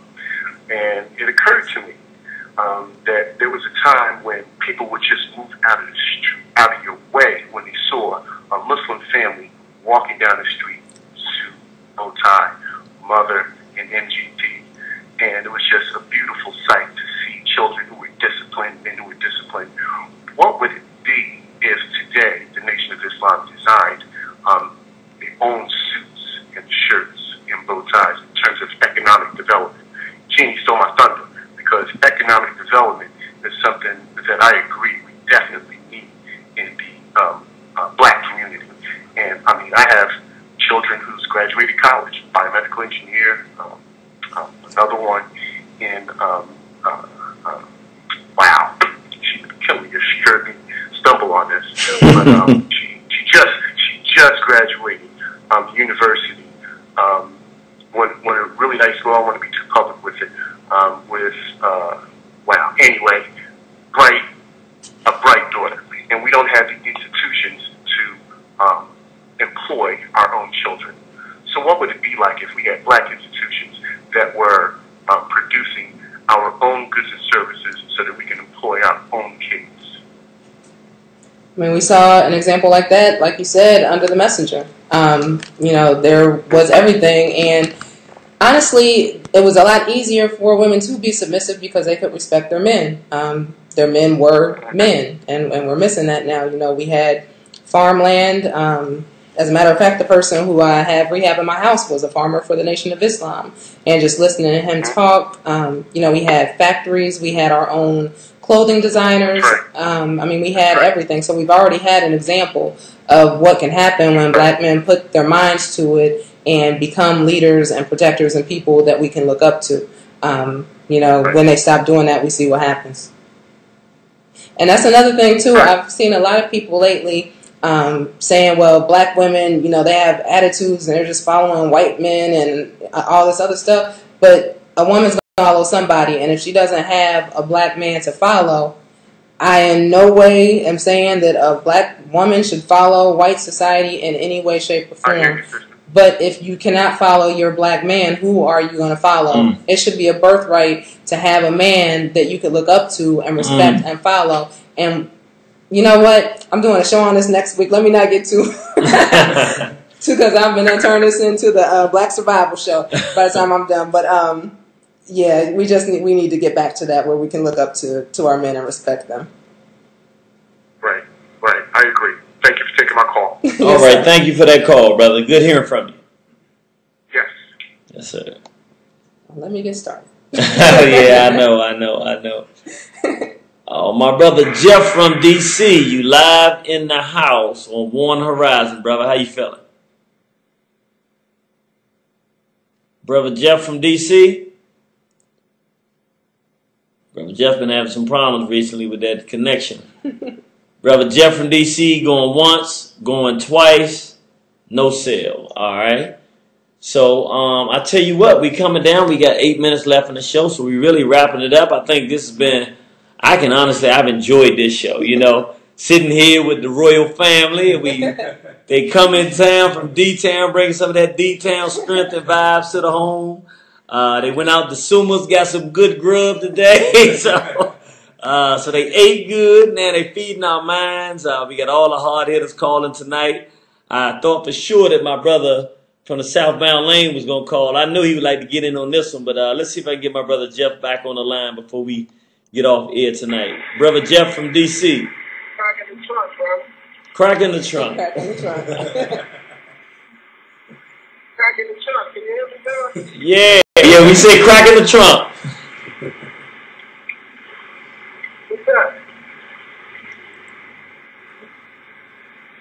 Bro, can you hear me? Yeah, we can hear you. I'm saying, so that's the way I say what's up, man. I used to say black inspiration.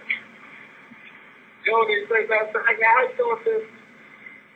He said, how you doing? Oh, I'm fine. I'm sorry. I could barely hear you. How you doing? Yeah, we can barely hear you, bruh. Hey, I'm sorry, man. I'm freaking cabs right now, so I'm in my truck. So look, he calling from the truck. The brother, you ain't got no crackers in that truck, do you? Nah. I got it on reserve, though, bro. You got it on reserve? What you calling for tonight, bruh? Huh? I said, what you calling for tonight? I'm just calling the man say what's up. I ain't been on the show for a couple of weeks. And let the sister know that I'm listening to her. You know, we always conversate on Facebook, but this is my first time catching her so I can talk to her while she's on the show, I think. That's beautiful. That's beautiful. I know you enjoying the show, ain't you? Yeah, I'm enjoying the show, bro. Well, that's beautiful, bruh. We having some difficulty with your connection, so I'm gonna let you go. But I know the sister appreciates you calling up and sharing your support, man. And we all enjoy all that good stuff you put out there on Facebook. Yeah, and talking about Facebook, I hope you ain't got no suckers in the trunk either. Uh-oh. She said she hope you don't got no suckers in the trunk. I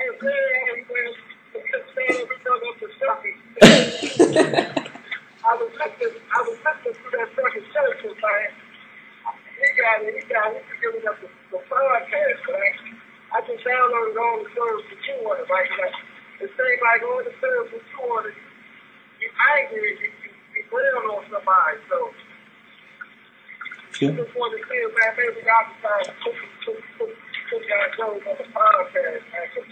I really don't want to hear this stuff with voice, and I got to hear this stuff with voice, so they're going back to memory stuff, so I got the dance ready too. All right, bro. Well, we will be talking to you soon, bro. We appreciate you calling. We'll see you on the battlefield. All right. Crack in the trunk. I like that. Brother Jeff from D.C., he called up and said, crack in the trunk. You ain't got to say nothing. Crack in the trunk. Well, how about that for a greeting, right? Yeah, well, brothers and sisters, it's been a fantastic show. I want to ask Lady Shabazz, you got anything you want to say to round out the show? I think that's it. I just, I don't want anybody to get the idea that, I don't take relationships seriously and that you should just bail out at the first sign of problems. We have to work on stability in the community, and that's another thing that builds respect and allows you financial stability and security, is to have that stability. But at the same time, we have to have relationships that function. So if you're not in a relationship that functions and the person you're with is not trying to make it function, then we have to look at that and maybe make some better decisions. All right. Well, Brother David, do you have anything that you want to say to end the show with? Yes, sir. I just want to say it's off topic, but it's been a pleasure being sitting at the table with the irritated Genie. The brother's not that irritated. I got family here tonight, so we all right tonight. You know what I'm saying? You caught us on a good night. Yeah, well, this has been definitely been a wonderful show. Very, very enjoyable. I think everybody has been able to benefit from it. I can tell by the responses and by the listenership that people have really enjoyed it. We got a lot of people online. A lot of people called in. And it's a show, I think, honestly, this is not a one-time show. We said, it was titled, what is the black woman going to do for the revolution? But it really was about, honestly, it's about repairing black relationships.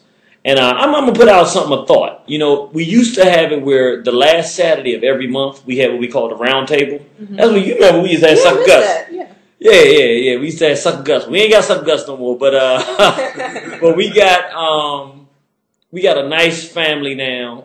We can go back to that format, and I think that I don't know if it'll be the only topic, but I think if we had a consistent show about repairing black male-female relationships, and we brought out our families on, the Warren Horizon family guests that would really be most suited to talk about that, and we did at the end of each month, and we could focus on different things at different times. We can always interject different stuff, but I think that would be really good. What do you think about that? I think it would be great. Those used to be my favorite programs when you and Sister Nefertari, King Samir, Louis Ali would all come together and do that. It was a lot of fun. Sometimes it was like you almost ain't want to go to the guests because everybody has something interesting to add to it. So I think that would be great. All right. Well, you know what? I'm gonna talk to everybody. We got Brother DJ now. Oh man, we got Brother Kim and his wife's Sister Nefertari. We can make this thing out, man. That'll be an explosive show just with the guests alone. Be about 3 or 4 hours. That'd be about a 5-hour show. You're like, look, man, I got stuff to do. It's Saturday, man. This is my only day to do something. But that'll give people something to do on a Saturday. Look forward to at the end of the month. I'm gonna talk to everybody. We're gonna see if we can make that happen. I think that would be something everybody would get a lot out of. We want to thank you, brothers and sisters, for listening. I see I got one more call. Let me go and make sure if they want to say anything. 6043. You're live on Warren Horizon with Sister Lady Shabazz. No, Black Paul, I'm just calling in, checking. I ain't called in a minute, so I'm just seeing what vibe y'all was on. Oh, yes, sir. All right, brother. We appreciate it. Unfortunately, we're about to end the show, but it was a real good show tonight. But you check it out tomorrow from 9 to 11. Brother DJ going to be on live throwing them bombs. All right, for sure. All right, brother, man. See you on the battlefield. All right, well, that's it for another great War on the Horizon show, one of my favorite shows on the radio. And we thank you for tuning in and listening. We love you, but remember, we didn't come here to be your friend. We came here to save you, brothers and sisters. And we will see you on the battlefield. We're going to go out tonight with our song, How We by Brothers Keeper, talking about us getting these relationships back together